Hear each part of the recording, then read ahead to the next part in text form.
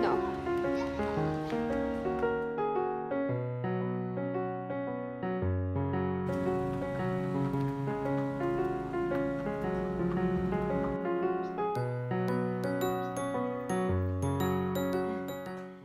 Hey guys, it's a cloudy, boring day here right now, so I thought I'd do an update on what's going on. Wanted to talk about what is site exploration, like what am I doing, because I think it's a little bit confusing. So right now I'm in what's called pre-service training, and pre-service training lasts 3 months, and so that started in March. So I have a month left of pre-service training. It's 12 weeks total, 3 months. So the first 3 weeks we go to the training center, we have classes. The fourth week I traveled for 1 week to another volunteer site to see what it looks like. So week 5 we came back to training and had our classes every day and everything. And during that week we found out our site assignments. So that was on a Thursday. And then the following Monday, we left for those sites. That was over 2 weeks ago that I left for site. And so week 6 was our first week. We were traveling to site, and we met our socios, we met our host families, and then we traveled to our sites where we've been living with our host families for the past 2 weeks. We get to know the community, we talk to potential work counterparts, we just go out and interact with people. We learn about the health center. We learn about what kind of businesses are in town, like restaurants and stores. And for my program, I have to find out what kind of, just what interest is there in the community around business plans and potential like projects that could be built up.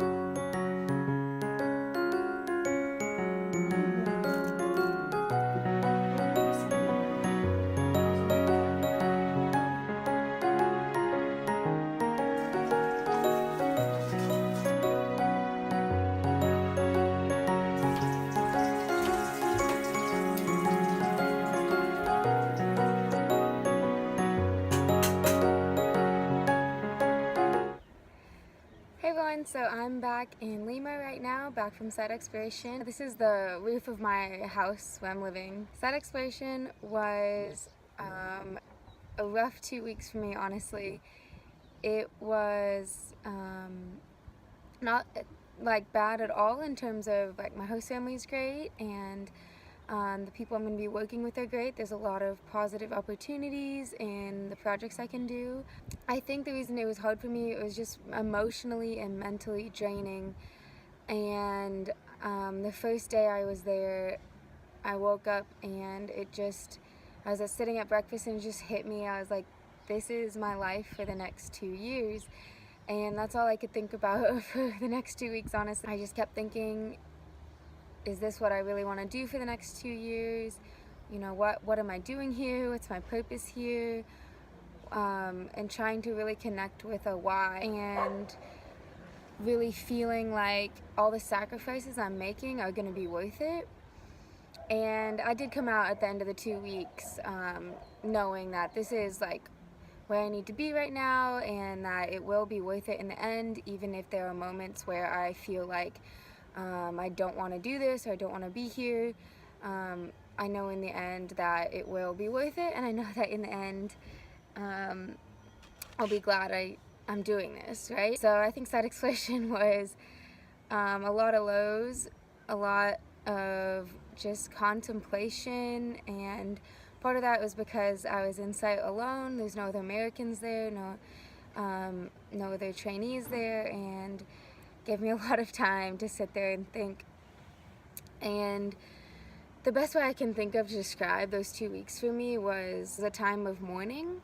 Yeah, just mourning the life that I lived before I came here, mourning the support system I had, the friends I had, the life I led, the comforts of home, and just all those relationships that are so important to me. I know those aren't going away. It's just the nature of everything in my life is changing. So I just needed to mourn that those things are gone. And honestly, even if I left Peru and I went home, those things are still gonna change. You know, nothing stays the same. Change is the constant, right? It was just really accepting that those things that I love so much and I care for, I can't go back, and there's only moving forward.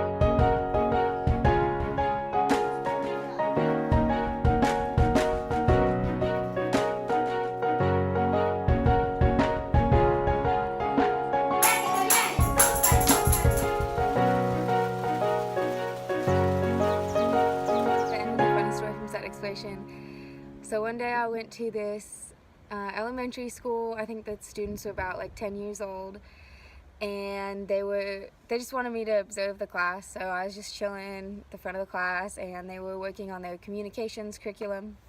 And one of the things they were doing was singing different songs. So one of the songs they sang was the national anthem of Peru. And the teacher goes, okay, we're gonna sing for Miss Elena, and then she's gonna sing the national anthem for us. So I got up in front of this class of students and I sang the Star-Spangled Banner, a cappella, solo, and it was a little awkward, but it also makes for a great story because, yeah, I'm not the best singer, and it's been a while since I have sang the Star-Spangled Banner. So yeah, that's just like some of the random stuff that happens to us here, and the random things that people ask us to do. So yeah, I hope that, just in closing, I hope that everyone can remember that it doesn't matter where you are in the world, life's always changing, and sometimes it's okay to be sad about that, as long as you understand that, you know, you're opening yourself up for new possibilities to come. And I hope you all have a great rest of your day, and that you'll go along with me on this journey of change. Walking the streets of Cajamarca.